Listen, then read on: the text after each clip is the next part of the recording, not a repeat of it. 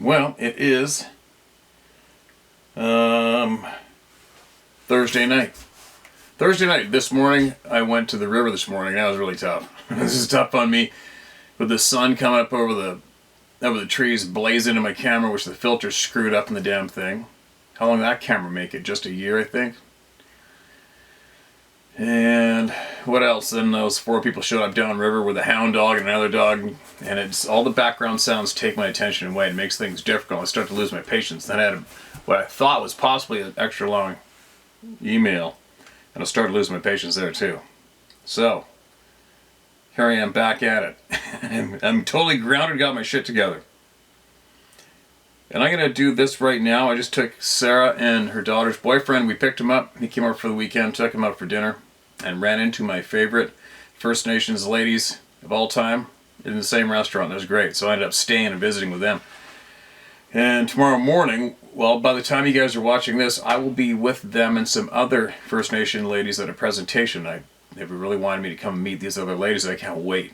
I'm going to go in there and spend as much time as I can before I head back out to the coast. So that should be interesting and knowledge filled for me. Looking forward to that. Anyway, I'm going to get more voices heard, and it's very important. This is very important to me. What kind of an update can I give you on my puzzle, my own personal ride? My puzzle, I came to a conclusion quite some time ago of what I felt was truly going on, and what these people who we have been referring to them as Bigfoot, Sasquatch, and also we've picked up the common name, which is a lot older than our countries, what we call country here, Canada, USA. These people were referred to as the Sabe by the Ojibwe, long before anybody else came over here and discovered from the European countries, right, and elsewhere. So that name has really picked up speed as well, by choice of everyone who uses it. Nobody tells anybody what to do or what's right or wrong. You take from it what you will, what you need, or you leave it here, and that's about it. You can't get more neutral than that, right? And more easygoing and easy to get along with and bounce knowledge back and forth off each other. I'm babbling. It's been a long day. Managed to get a whole bunch of Cameron sand, and it's funny, I shared a little bit of a short video on that too, because the aftermath, it looks delicious. And there's just something about canning your own food that feels really good. You want to share it. I'm going to take a little silly video of that and post it up. So that went down today as well. But anyway, get back to my puzzle. How do you do it? It's funny when you feel absolute confident with the knowledge you've gained and you want to pass it on to others and let them have a crack at it. But at the same time, when you already know that there is a lot of people out there who will not accept it at all costs, and they will fight against it, and they'll try to stop people from speaking that truth. They'll hammer on it to the point that they will go out of their way to annihilate people's lives by annihilating their careers and blocking them from having income and all sorts of other shit. It's real evil and nasty, and that's gone on when it comes to this topic a lot by some very dark players. A lot of those players are today still in front of the lens. Anyways, what it is. So I can't tell anyone anything. I cannot tell or dictate to anyone anything. All I can do is share with the people what I have learned, what I believe is truth, and believe me, I've been doing a lot of digging. A lot of digging. Here comes Adventure Dog. I think.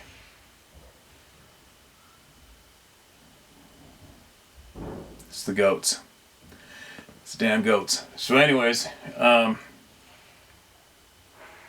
it's hard when you have learned what you have learned, when you know what you know, and then you watch people who are interested in the same topic doing circles and doing what you believe is the absolute wrong thing. Then how do you do it? Because you care about people, you care about the truth, and it's painful to watch people doing the same thing or mimicking people where those people are, to me, doing the wrong thing, and they're going in a circle, and they're not escaping that circle, and they're engulfed in it. And it's to the point where possibly their ego or whatever it is will not let them release from doing that same thing that's leading nowhere. It's frustrating to watch that, right, you guys? And a lot of you people out there who know what I'm talking about, I know you're shaking your head in agreement with me right now. And a lot of you are probably saying, screw them, just let them have at it. Which we do for the most part, but it's tough. It's tough because you know that they have had these facts thrown at them without asking for it. They are in a state of confusion. They want answers. And then as you learn more, you watch these people who want the same answers you do, but you watch them going down a road that leads to nowhere. And there's nothing you can do to swing them around. It's frustrating for me, and it's tough for me to figure out a recipe of delivery to deliver to those people in a neutral way, to politely and warmly and kindly, caringly show them somehow that they are barking up the wrong tree. Yeah, I might want to come over here. Maybe, just maybe come over here and entertain this for a minute and come and see. And they can't do it. It's frustrating. Anyway, I guess this is a bit of a babble, isn't it? Anyway, I'll share more later. I guess I'm just rambling and babbling because my puzzle is becoming real tight. There's a handful of missing pieces, and but my puzzle is the most complete it's ever been, and that's been happening the last handful of months. To the point now that I've heard from some other people who showed the exact same pattern that I've been focusing on, and it's been I've had a lot of confirmation in the past recent weeks, maybe a couple months. All right, so you can imagine what that's doing to my mind as I normally am an open book and I just spit shit out. I'll figure out the right way to do it. And in the meantime, we'll keep going and we'll keep listening to the people. And I can't stress enough that you need to listen to as many people as you can.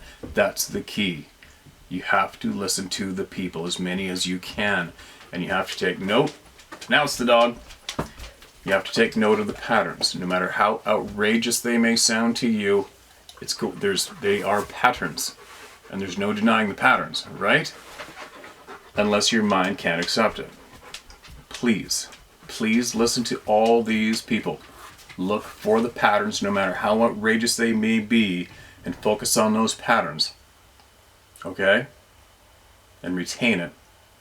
And then when the absolute truths are delivered to you, you'll be able to, hopefully, be able to better wrap your noggin around those truths and accept them. Alright? Is that a bit of a semi-Tony Robbins motivational speech? I don't know. Or maybe I sound like a complete idiot. Who knows? I guess I'll find out tomorrow, right? Now, moving along, getting back to what's important right now, right here, at this time, is the voices. And let's get some more heard.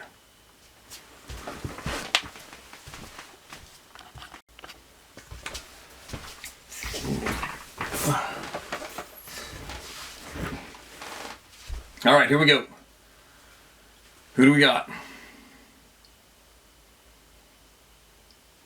Mark, this is Brad. This is titled.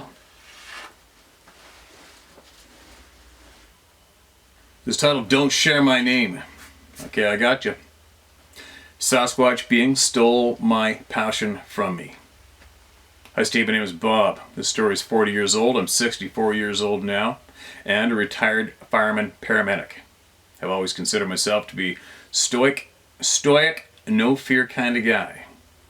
The story takes place when I was approximately 24 years old. I was an avid fisherman and hunter since the age of 18 here in Illinois. I hunted deer, whitetail, squirrel, and rabbit, and dove, you name it. I hunted it and ate everything that I shot. I was married at 21, and he had an understanding wife who knew my passion for hunting and fishing. Okay, hold on a minute. I was married at 21 and had an understanding wife who knew my passion for hunting and fishing.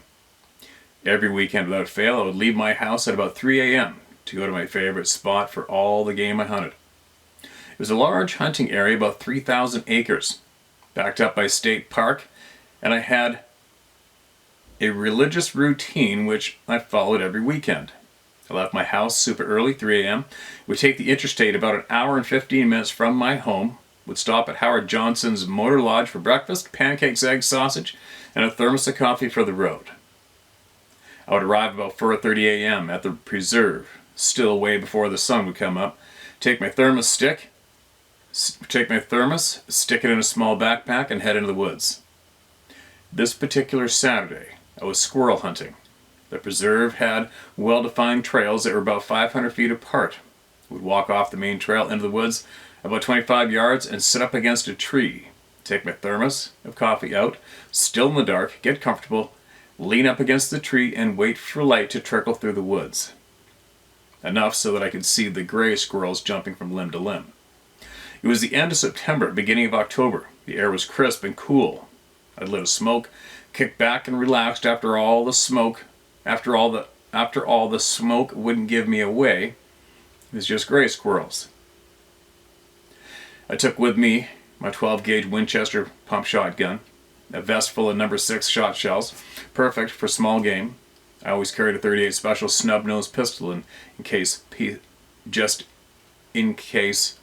peace of mind, and kept it inside a holster inside of my camo overalls. The cover was a mix of old pines, oak trees, and willows, and about 4 foot high of just scrub grass throughout all the woods, so at times it could be hard going for a walk between the trees. And there I sat, waiting for daybreak to trickle through the limbs of the trees so I could see the outline of the squirrels jumping from limb to limb. Daybreak was getting lighter and lighter. Just light enough to see a squirrel creeping along the limb of a large oak tree. I raised my 12-gauge and fired, knocking the squirrel down very easily. Still dark from my sitting position, in the woods, a huge black figure stood up slowly, about 15 yards in front of me next to the oak. My mind wasn't registering the outline of the figure. It was sitting in a semi-squatted position next to the tree, with its back to me. It was totally invisible. With its very black, dark hair, it wasn't fur. It was long hair that draped from its wrists. It had no neck, just a square, squat, conical head. And it must have stood over 9 feet. It turned side profile to me. Its chest had to be at least 4 or more feet across. I couldn't see it below the waist end. It turned to look at me. I couldn't make out the features of its face, but I could see that the mouth was turned up from side to side, and could see the outline of very flat teeth, no canines. It let out a very low grumble which shook me to my core. I could feel the vibration from my neck to my chest. My heart was racing. I could feel it in my whole upper body, and my face and temples were vibrating. I had no inclination to fire on it. I'm guessing 6 shot would have bounced off it like gravel. I was so frozen with fear, I didn't even think that it would be prudent to reach into my overalls and pulled out the .38, even with plus P hollow point rounds. It took everything I had to not soil myself. There's missing punctuation, okay guys, so bear with me. We're getting it. It moved off quickly, almost disappeared in a blink of an eye. What are you doing for people? What you are doing out here for people is incredible. I've never uttered a word of the story to anyone. In fact, I just got the courage from listening to your listeners talk about their experiences that I told my 25-year-old son about my story. He thinks it was some type of cryptic, but doesn't believe in Bigfoot. And I didn't push anything about it any further. About this event. I always took him out into the range shooting, but never set foot in the woods ever again. I absolutely hate myself for it. Like I said, I consider myself to be fearless and would crawl into a fire or rescue someone without hesitation. I can never bring myself to tell my fire partner or any of the other firemen the story, for fear of ridicule or being told that I was crazy. I still would like one more chance to prove to myself that I could return to hunting before I die, or I'll never forgive myself. My name is blank blank, and I would ask that you don't release my name. I want to find some way to make my life right again. Thanks, Steve, for all you do. Without you, I would have taken this story to my grave. If you ever need to contact me, my number is. P.S.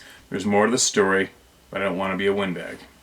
Okay, man, you're not a windbag, and I wish you shared the rest of it, and if you would email me back with the rest, I'd appreciate it, because I want to hear it. And if I were near, I would go hunting with you in a frickin' second if I could. If we were nearby, or had the time, I'd fly my ass out there and go into the woods with you. I really seriously would. So hopefully, I don't know when you sent that, because I think I'm into my older list of emails here. And there you go, another member of the Club or No Return that had a very bad reaction, and it ruined and stole a whole pile of life from him. That is bullshit. Right? That's why we're here. Thanks for sending that in, man. And you know what? In the future, if you want, share this video with all those people that you think you may be nervous of ridicule from. Share it with them. My Son and Sasquatch, the title of this email. Hi, Steve. I hope this email finds you and yours in good health. Sorry to hear about macaroni, brother. Losing a great friend always sucks. Thanks for the kind words. I'm guessing this is a while back. Here's my story in 2 parts. It's 2 parts because I finally put 2 and 2 together. A little on my background. I grew up hunting and trapping with my father, so I learned very young about being in the woods. I spent most of my life hunting, trapping, and fishing, minus my time in the military. It was 28 years ago in early August. My 4-year-old son and I went scouting game trails, and I was teaching him to track. We had been out most of the day without incident when sometime early afternoon I caught a whiff of something very foul smelling.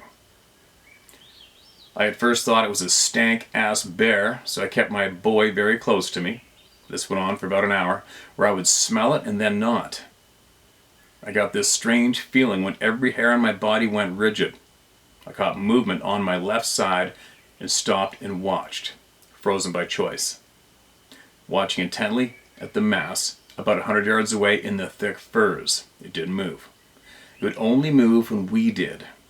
I normally never went into the woods without a weapon while scouting. All I had was my custom-made bowie with a 12-inch blade.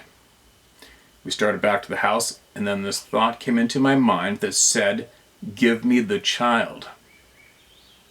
Holy shit. My blood went ice cold, and I thought back to whatever the hell this was over my dead body MFer. This sounds familiar. We may have read this back in the day. I'm a formidable man at 6'2", 265 and solid. I knew all I had was my knife, but it was going to be what it is if that, whatever it was, came after my son. There was a huge sugar pine blowdown, and I sent my son to the very top of it. I went up about 10 feet to get a better look at my surroundings and vantage points for a defense or attack. I remember thinking, come and get it, asshole. We stayed there for roughly half an hour, then slowly made our way back to the house. I caught glimpses of something which I shrugged off as a hungry bear stalking us because of my son. We made it back to the homestead, and I never said anything to my wife about what had taken place, and I never mentioned it to my son again after that day. Fast forward 6 months, it was about 8 p.m. I went out to start the generator. We'd been homesteading 2 years on the backside of 40 acres in Garland, Maine, without incident.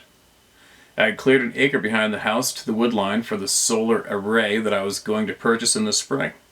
There was a 4-inch crust on top of a 2-foot snowpack. Even at my size, I could run across it without breaking through. I lifted the cover on the generator and choked it. I gave it a pull. I heard a crunch in the tree line, 60 or 70 yards to my right. There was some moonlight, just enough so that you could make out basic stuff. I looked for a couple minutes and blew it off as a moose or a big deer.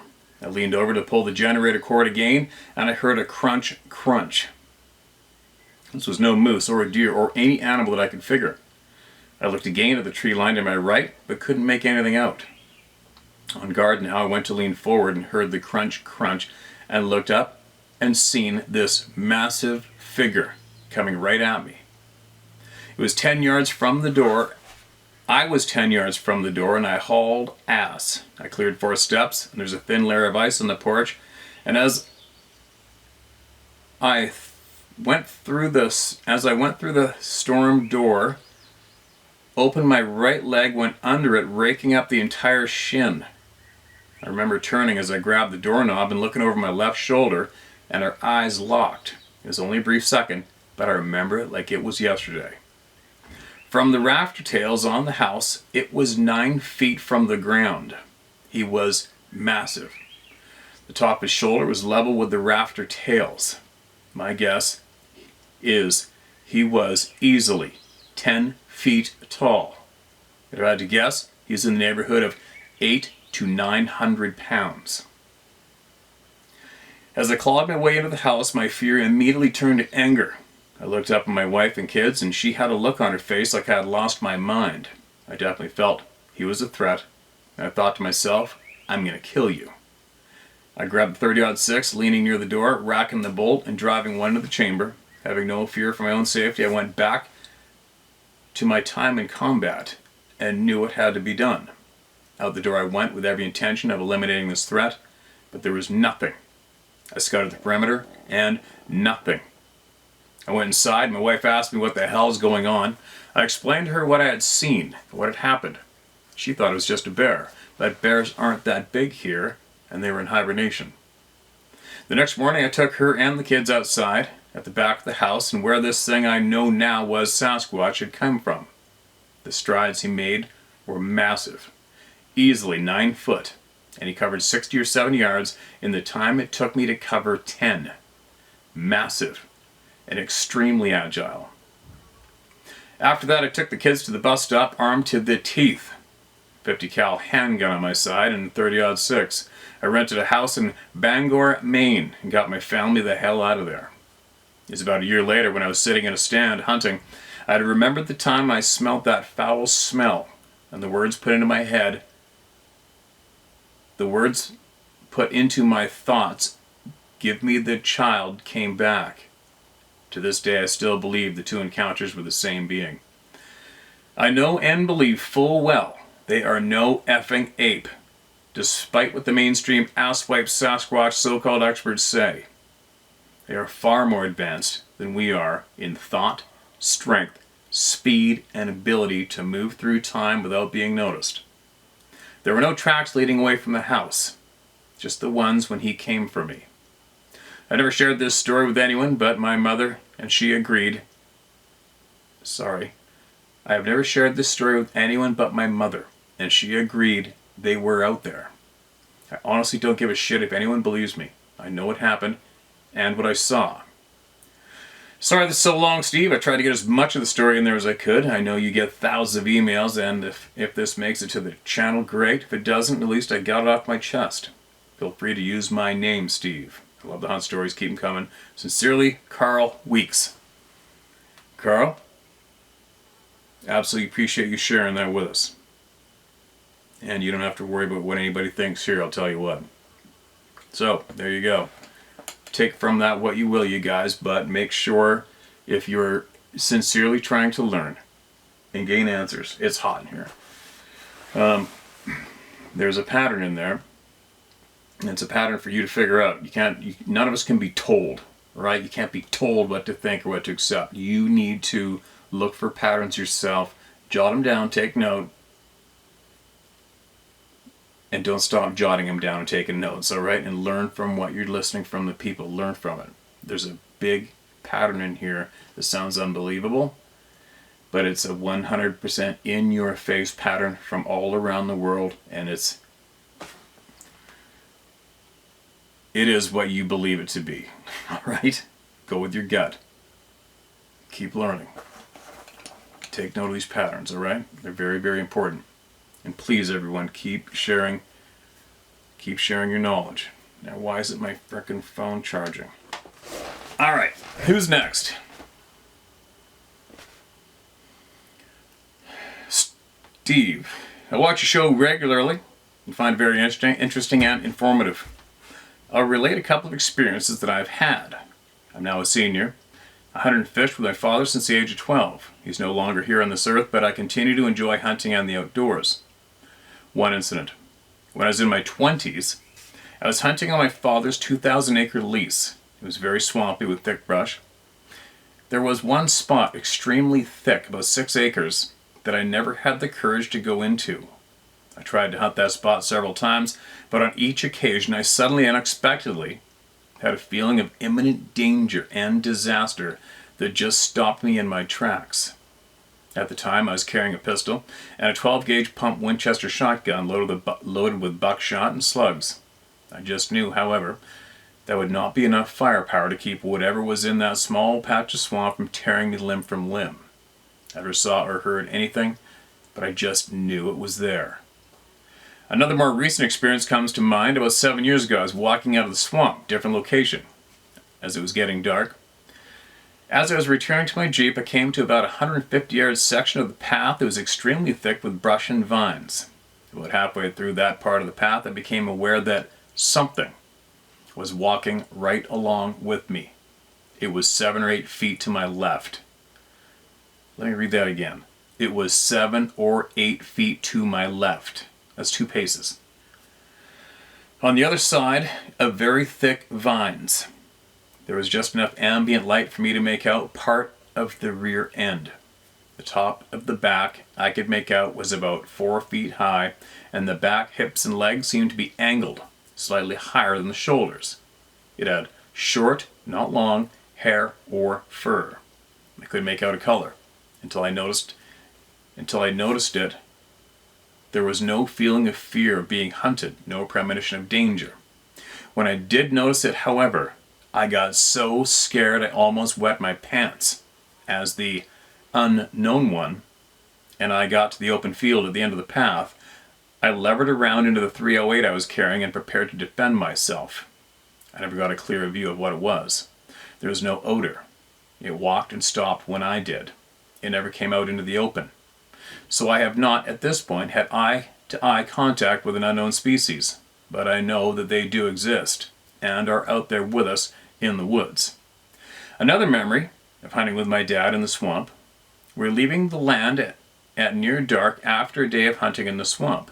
A local farmer who lived near the main dirt road where we turned in saw us and motioned for us to pull over to the fence line where he was working. We stopped and got into a friendly conversation with him. He told us we were doing the smart thing, leaving before it got fully dark. He said he had been living there for over 40 years and that his family had seen and heard things moving around and screaming after dark in the swamp. There were not human beings or animals that they recognized. We shook his hand and thanked him, and we never again hunted in that part of the swamp. That is the same area that I had the sense of foreboding that stopped me from entering further. Thanks for hearing my story, Joe L.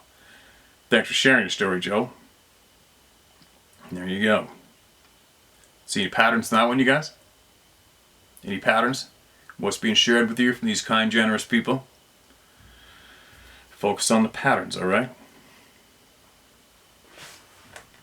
Here's another one. First of all, I want to thank you for what you're doing. It is wonderful, and I have 2 stories. Number 1, in December 2007, I was a junior in college at the University of the South in Sewanee, Tennessee.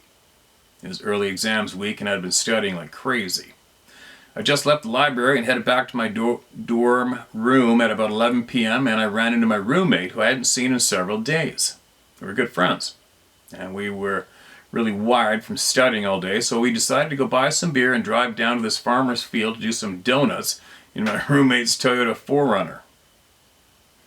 We buy the beer and then drive to the field.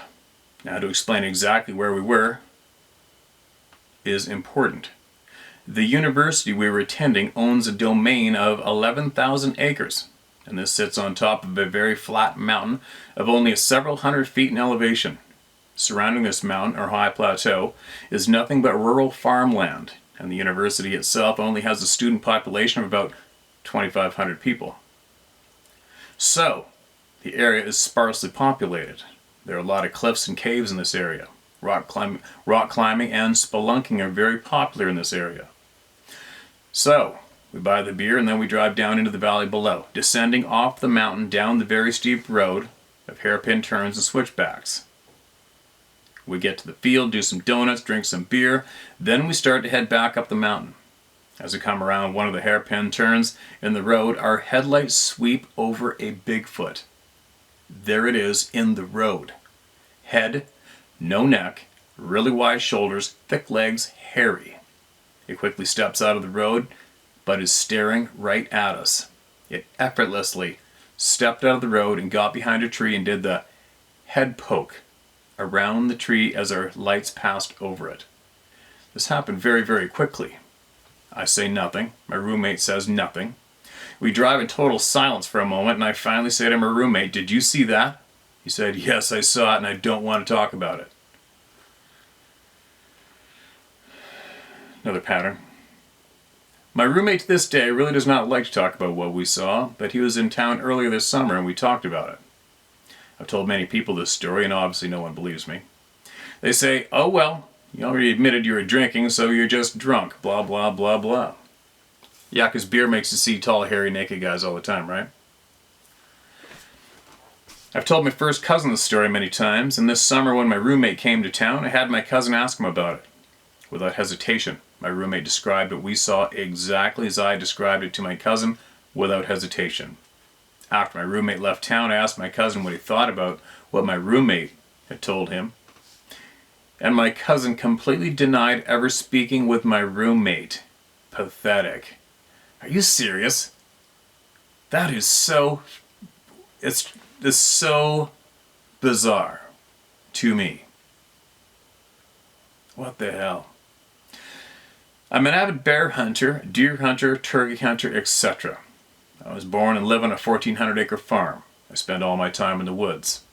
I know what a bear looks like when it stands on two legs, and yes, I've seen black bears walk on two legs. I know what I saw, and it was not a bear. Number 2, in the summer of 2018, I was at my friend's house one night. We were just hanging out on the porch, grilling burgers. And this is in Marietta, South Carolina. It's around 11 p.m. I start hearing Bigfoot howls. I've never heard a noise like this before in my life, nor have I since. The dogs started to whimper, and the cicadas and crickets even went quiet. This is in rural-ass South Carolina. The noise was frightening and bone-chilling. Deep, long howls and woofs. Yet strangely enough, if you're not paying attention, you would not have heard it. I'm not sure if that makes sense.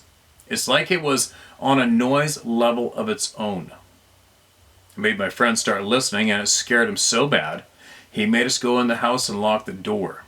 This is my first Bigfoot experience in South Carolina. And I got on the blank website and was looking around South Carolina, and no shit if someone did not have the same damn story I did from a place only about a mile away, but from the summer of '85, and here's that story cut and pasted. Alright, 85 or 86, summer, July, Greenville County, South Carolina.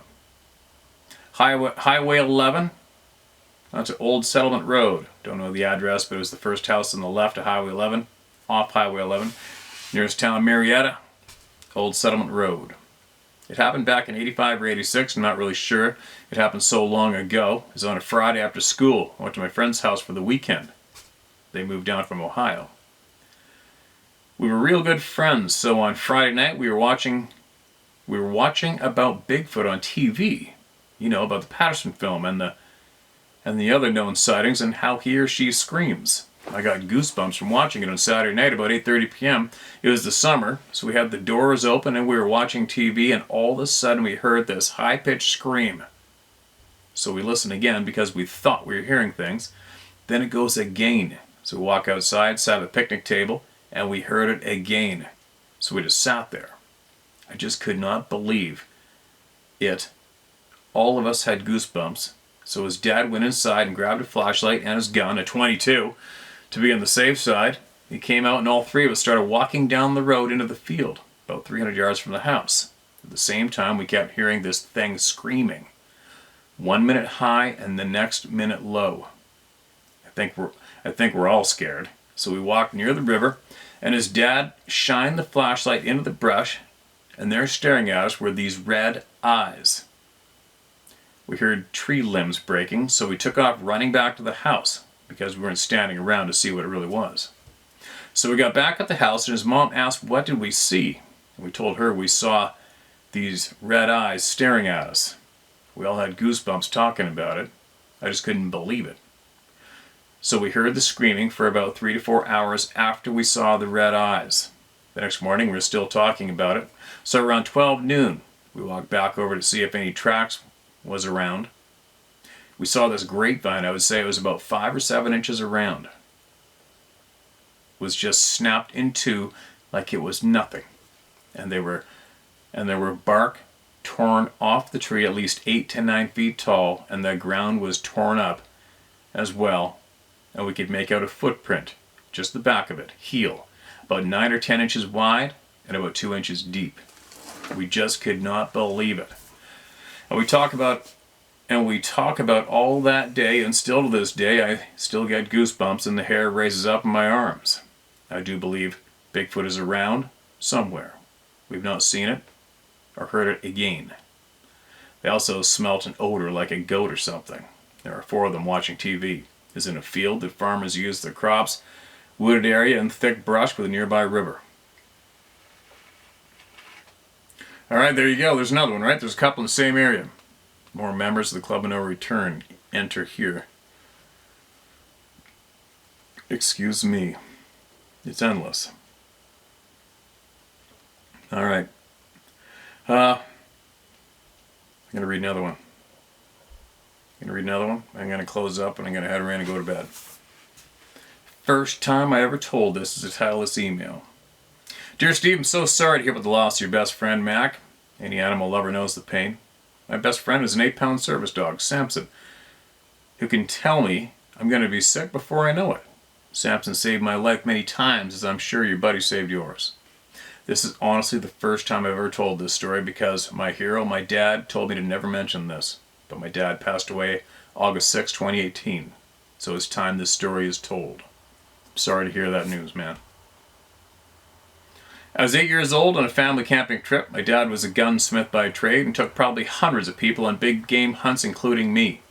My mother hates the outdoors and always has. For her, camping was a fancy fifth-wheel camper. I tell you this because it'll make sense in a bit. I'm 61 now, so this is a very long time ago. Having been schooled my entire life of the do's and don'ts in the wilderness, I was very relaxed about taking a short hike by myself. Dad knew when I left and where I was headed. Being very naive, I was a typical little girl skipping my way down a path. I noticed as I walked something that walked when I walked and stopped when I did in the brush off to my left.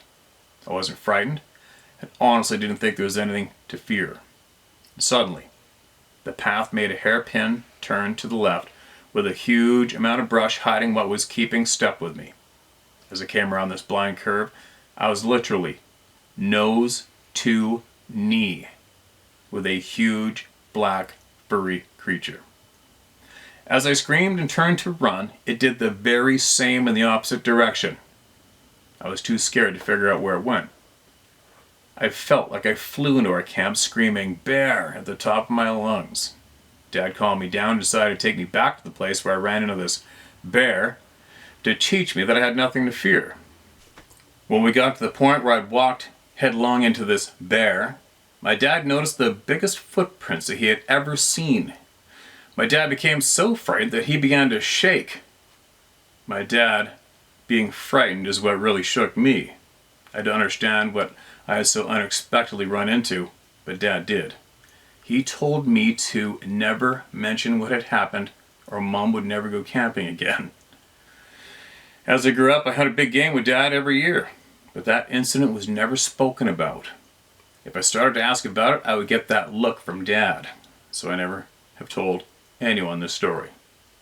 Now that Dad has passed, it's time. Blessings for a wonderful hunting season. I so miss it. Best regards, Audrey Whitaker, PhD. Audrey, thank you so much for your generous time. Your generosity in sharing your time with us here. We appreciate that.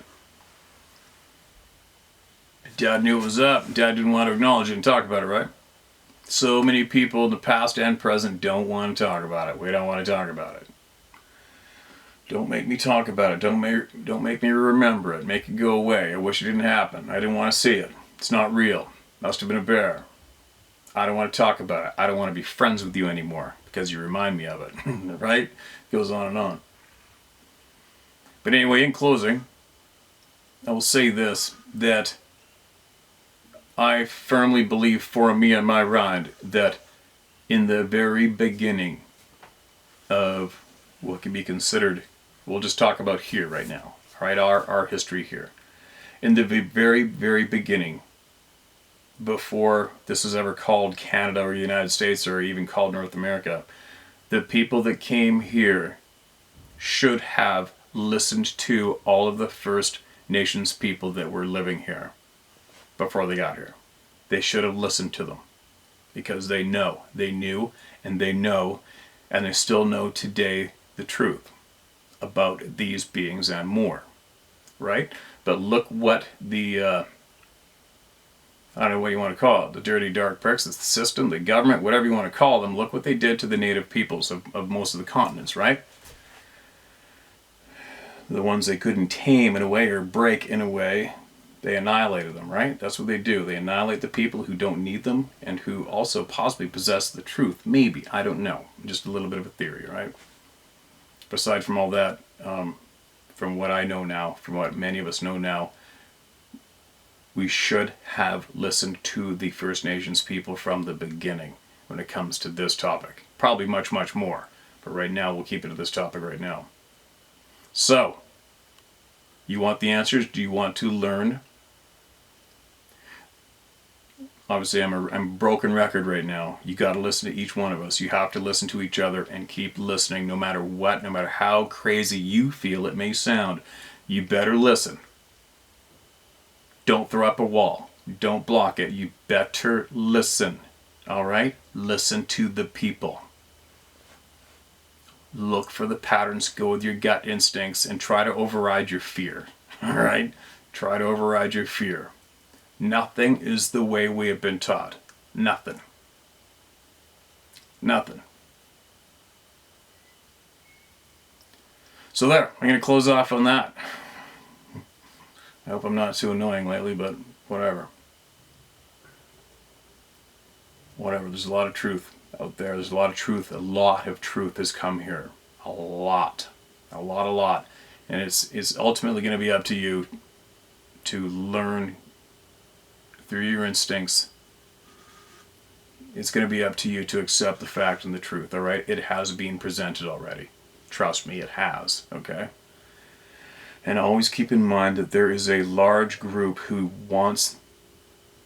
does not want you to accept the truth, okay? There's a large group, a huge, massive effort put forth to try to persuade you to not find out truth.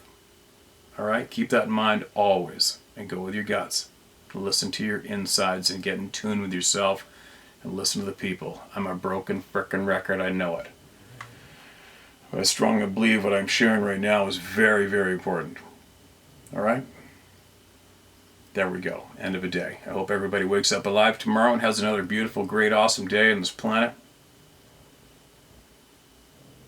Share my story at howtohunt.com, and that's where you can get your knowledge shared, your experience shared, your truth shared, word for word. You are safe here, all right? I'll be back.